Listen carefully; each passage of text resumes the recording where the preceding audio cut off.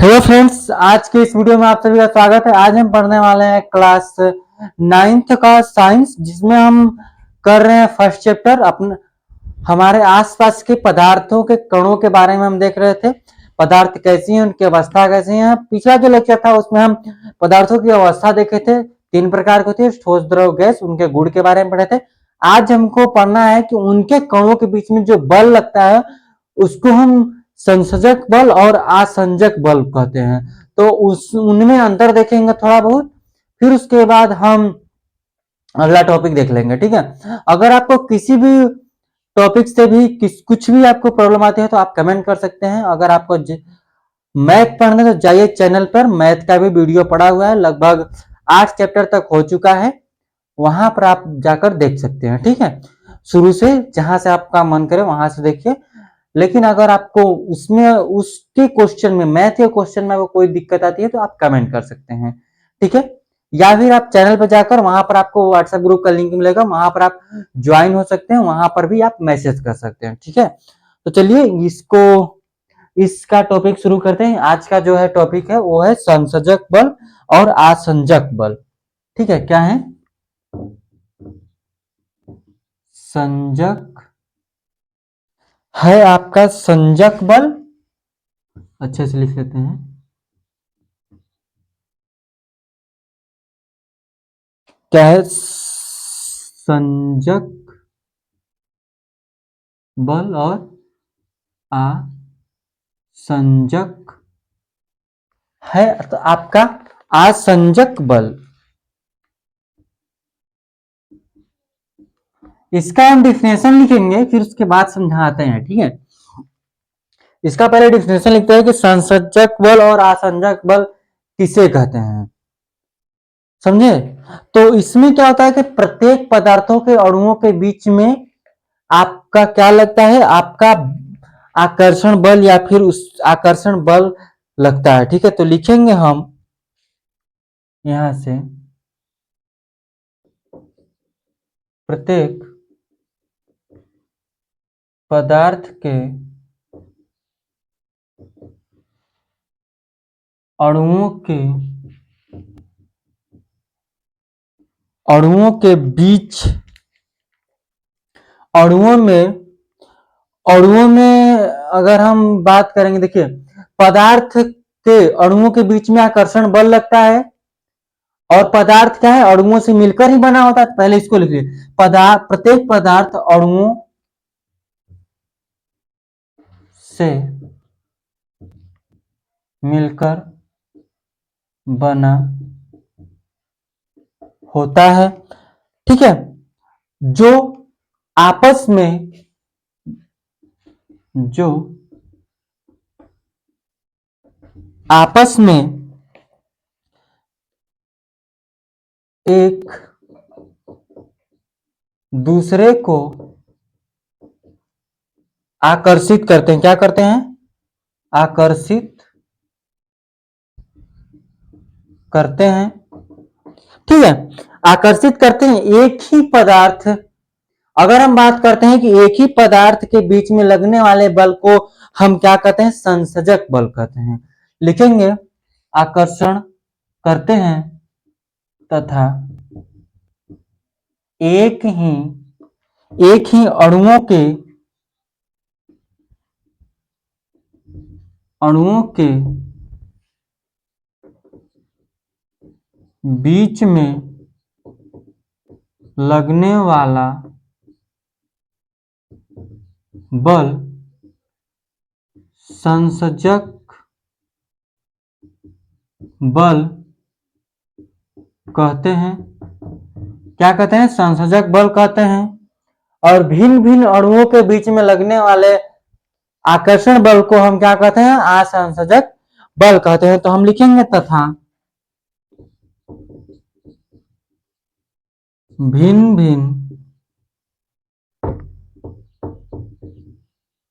भिन्न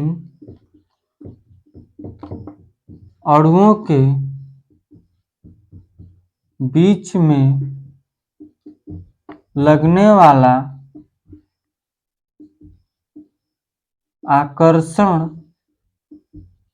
बल आसंजक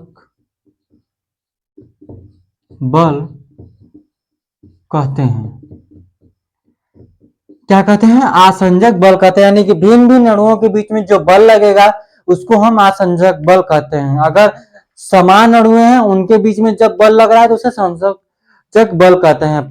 ठीक है, इतनी सी बात बस है संसर्जक बल और आसंजक बल में अंतर की बात करते हैं। तो ठीक है, और इसके बारे में लिखते हैं तो जो ठोस जो होता है, तो ठोस से लिखेंगे ठोस संसर्जक बल का मान बहुत।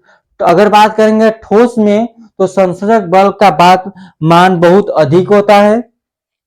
ठीक है, ठोस में अगला अगर लिखते हैं, ठोस में क्या लिखेंगे कि ठोस में संसर्जक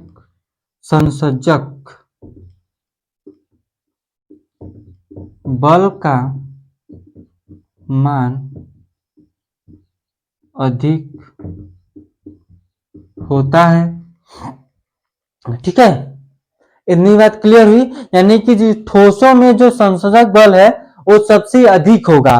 और उसके बाद बात करते हैं उनके अणुओं का, जो अणु की बात करेंगे तो एक दूसरे से क्या होते हैं, अगर हम बात करते हैं तो एक दूसरे के दृढ़, अगर देखिए ठोस के जो अणु होते हैं ना, ठोस में संसर्जक बल का मान अधिक होगा, तो ठोस के जो अणु होंगे वो दृढ़ता पूर्वक क्या होंगे, एक दूसरे को आकर्षित करेंगे। क्या करेंगे? दृढ़ता पूर्वक एक दूसरे को आकर्षित करेंगे। उसके आगे आप लिख सकते हैं। ठीक है, इतना इतना काफी है संसर्जक बल और आसंजक बल के बारे में। ठीक है, अगर द्रव की बात करेंगे तो द्रव में संसर्जक बल क्या होगा? कम होगा। द्रवों के अणुओं के बीच में संसर्जक बल क्या होगा? ठोस की अपेक्षा कम होगा। और उनके अणुओं के बीच में क्या होगा?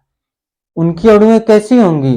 वो दृढ़ता पूर्वक नहीं होंगी, ठोस की अपेक्षा कम एक दूसरे से बंधी होंगी। इतनी बात क्लियर हो गई। उसी तरह से गैस में भी लिख सकते हैं। समझे? तो अगला जो टॉपिक है आपका वो हम लिखेंगे ठोस, द्रव तथा गैस के अवस्थाओं की तुलना की बात करेंगे। मतलब उसको हम बोल सकते हैं सारणी बनाकर हम समझेंगे। ठीक है, इतना आपको क्लियर हो गया होगा कि संसर्जक बल और आसंजक बल किसे कहते हैं। इतना बात क्लियर हो गया। ठोस में संसर्जक बल अधिक होता है, उनके अणुएं क्या होते हैं? एक दूसरे से दृढ़ता पूर्वक, यानी कि उनके अणुओं के बीच में आकर्षण बल होता है, सबसे अधिक कार्य करता है। ठीक है, तो इसको इरेज करते हैं, आपको समझ में आ गया होगा। देखिए, आप साथ साथ उतार भी सकते हैं, या फिर अगर आपको डिटेल में इसका अगर नोट्स चाहिए तो आप कमेंट कीजिए। ठीक है, इसका हम नोट्स बनाकर आपको प्रोवाइड करवा देंगे व्हाट्सएप ग्रुप पे। ठीक है, तो जाइए उसमें आप ज्वाइन होइए। समझे? देखिए, अगला जो है उसमें हम अभी ठोस द्रव गैस तो पढ़े थे ही, उसमें हम आकार आयतन के बारे में भी पढ़े थे, उनके आयतन आकार के बारे में। तो इसमें भी हम वही देखेंगे, ठोस द्रव तथा गैस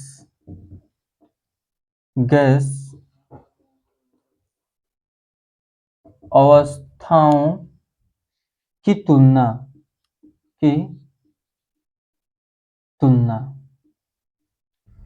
ठीक है, ठोस द्रव तथा गैस अवस्थाओं की तुलना की बात करेंगे। तो पहले हम ठोस की बात कर रहे हैं, ठोस द्रव सबकी बात करेंगे, एक साथ ही कर लेंगे। ठीक है, देखिए लिखेंगे ठोस, द्रव और गैस। हम ठोस द्रव गैस लिखते हैं, फिर इस तरह से जितना हो सकेगा उतना हम क्लियर कर लेंगे।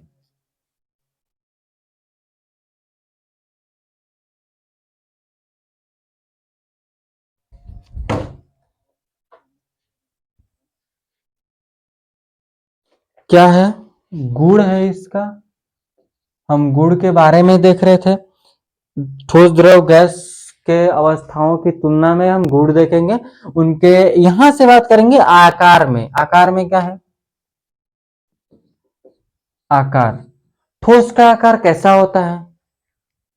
अगर पिछला वीडियो देखेंगे तो आप बता सकते हैं ठोस का आकार क्या होता है? निश्चित होता है। आकार कैसा होता है? निश्चित होता है। निश्चित होता है। आप लिखेंगे पूरा में निश्चित होता है। और द्रव का क्या होता है? द्रव, इनका आकार जो होता है निश्चित नहीं होता है। इनका आकार निश्चित नहीं होता है। द्रव, इन्हें जिस पात्र में, जिस बर्तन में डालते हैं उन्हीं का आकार वो ले लेता है। तो इनका आकार निश्चित नहीं होता है। तो इसको लिखेंगे कि निश्चित नहीं होता है। सीधी सी बात है, आप इस तरह से लिखते हैं निश्चित, निश्चित नहीं होता है। ठीक है, इनका जो आकार है वो निश्चित नहीं होता है। और गैस की बात करते हैं तो इनका इनका भी आकार निश्चित नहीं होता है। नहीं होता है। एक पात्र में रखे जाने पर, रखी जाते हैं तो उसी का आकार ये आसानी से ले सकता है। बात वही है जो यहाँ है वहां है। आयतन की बात करते हैं। देखिए आयतन, आयतन ये चीज यहाँ पे लिख लीजिए जो यहाँ लिखे हैं। ठीक है, आयतन की बात करते हैं तो इसका आयतन भी निश्चित होता है। इसका आयतन भी निश्चित होता है। इसका आयतन भी निश्चित होता है। आयतन, आयतन में निश्चित होता है। द्रव का जो होता, द्रव का जो आयतन निश्चित होता है, द्रव का आयतन निश्चित है। द्रव हम जितना लेंगे 100 ml लेंगे तो 100 ml ही रहेगा। वो अगर एक गिलास में अगर 100 ml है तो दूसरे अगर कटोरे में डालते हैं तो उसमें 200 ml नहीं होगा। ठीक है, इसका आयतन क्या होता है? निश्चित होता है। इसका भी आयतन निश्चित होता है। निश्चित होता है। गैस की बात करेंगे तो गैस का जो आयतन है वो निश्चित नहीं होता है। समझे? क्योंकि अगर जैसे कि आप एक रूम में अगर कोई गैस हम डाल रहे हैं तो कितना भी हम उसमें डाल सकते हैं। ठीक है, हम इतना कंप्रेस करेंगे कि वो रूम नहीं तो आप सिलेंडर एलपीजी ले लीजिए। एलपीजी में हम जितना गैस भरेंगे और इतना कंप्रेस करके भर देते हैं कि लिक्विड बन जाता है उस, और ऐसे छोड़ देंगे तो उड़ जाएगा। समझे? तो उसका आयतन क्या होता है कि आयतन निश्चित नहीं होता है। लिखेंगे इनका आयतन निश्चित नहीं होता है।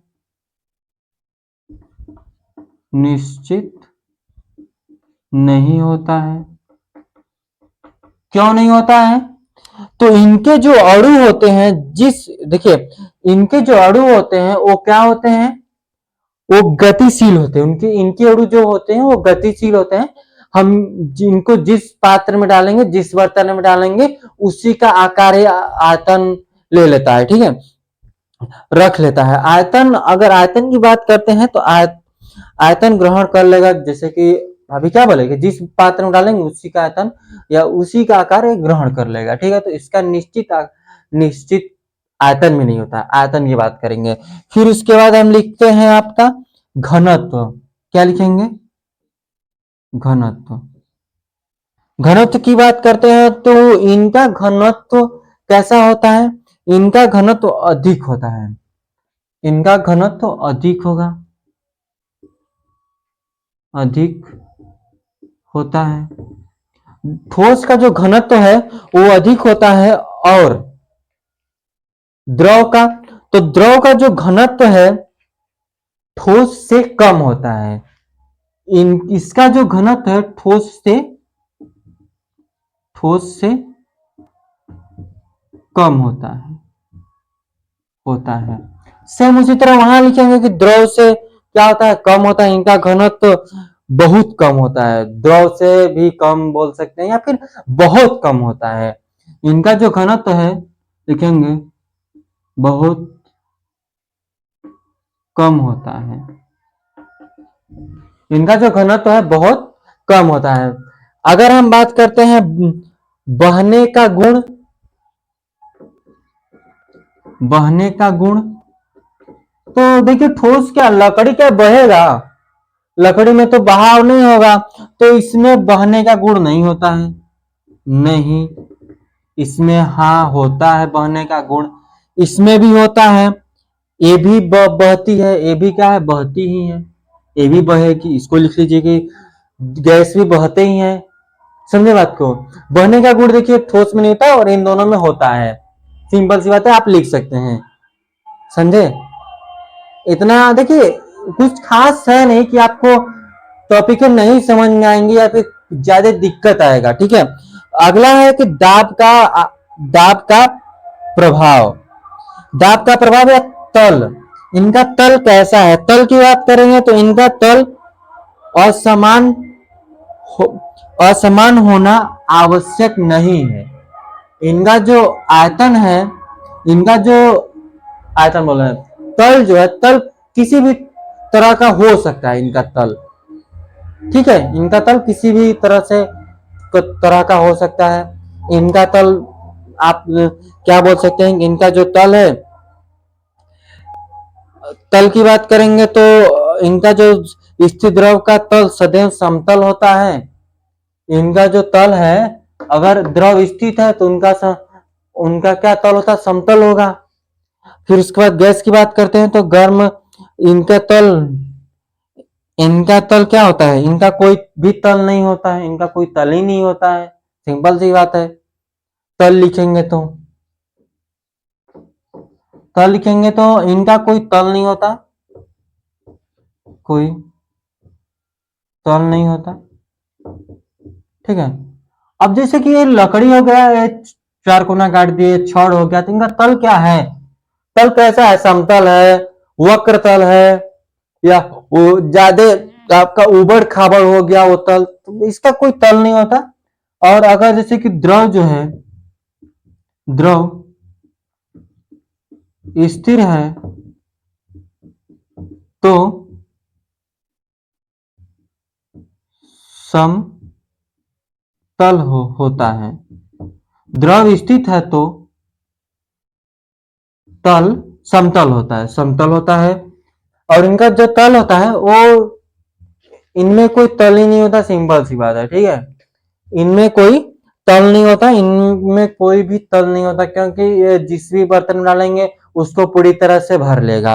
अगर इसकी बात कर रहे हैं तो इन तल का समतल होना आवश्यक नहीं है। इसको हम लिखेंगे कि कोई तल नहीं होता, नहीं, इसको हम यहाँ नहीं लिखेंगे। इसमें हम लिखेंगे कि इसका समतल होना आवश्यक नहीं होता, किसी भी तरह का हो सकता है। समझे बात को? यहाँ इसको लिख सकते हैं कोई तल नहीं होता, कोई तल नहीं होता। और इसका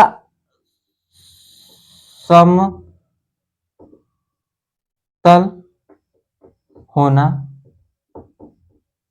आवश्यक नहीं है, समतल होना आवश्यक ही नहीं है। समझे बात को? तो देखिए यह सब थी बातें। दाब की बात करेंगे तो इनका जो दाब है, इनमें दाब लगाकर हम आसानी से इसको बदल नहीं सकते। और द्रव में देखिए, अगर इनमें बहुत कम, अगर हम दाब का प्रभाव देखते हैं तो दाब का प्रभाव इनमें बहुत कम होता है, इनमें ठोस की अपेक्षा ज्यादा होगा, इनमें सबसे अधिक होगा। क्योंकि क्या, दाब लगाकर ही कंप्रेस करके नहीं तो उसको एलपीजी में डालते हैं ना, उसमें जाकर किसमें बदल जाता है, लिक्विड में बदल जाता है। ये दाब का उसमें प्रभाव पड़ा, किसमें, गैस में। ठीक है, दाब लिख सकते हैं। और बहुत सारी चीजें हैं तो उनको आप डिटेल में देखिए, उसमें आप पढ़ सकते हैं खुद से। देखिए, और हम आगे बता सकते हैं कि जो विभाजनशीलता है, तो क्या है विभाजनशीलता की बात है कि इनके छोटे छोटे टुकड़े किए जा सकते हैं। इनके क्या छोटे छोटे टुकड़े किए, विभाजनशीलता क्या है कि जैसे कि ठोस है, लकड़ी है, लकड़ी का छोटा छोटा टुकड़ा हो सकता है, इसका नहीं हो सकता। इसका हो सकता है? नहीं हो सकता, बिल्कुल नहीं हो सकता, इसका भी नहीं होगा। विभाजन कैसे करेंगे? गैस है, गैस का विभाजन कर सकते हैं। पानी है, पानी को काट नहीं सकते। सिंपल सी बात है। आगे है कि रिक्त स्थान।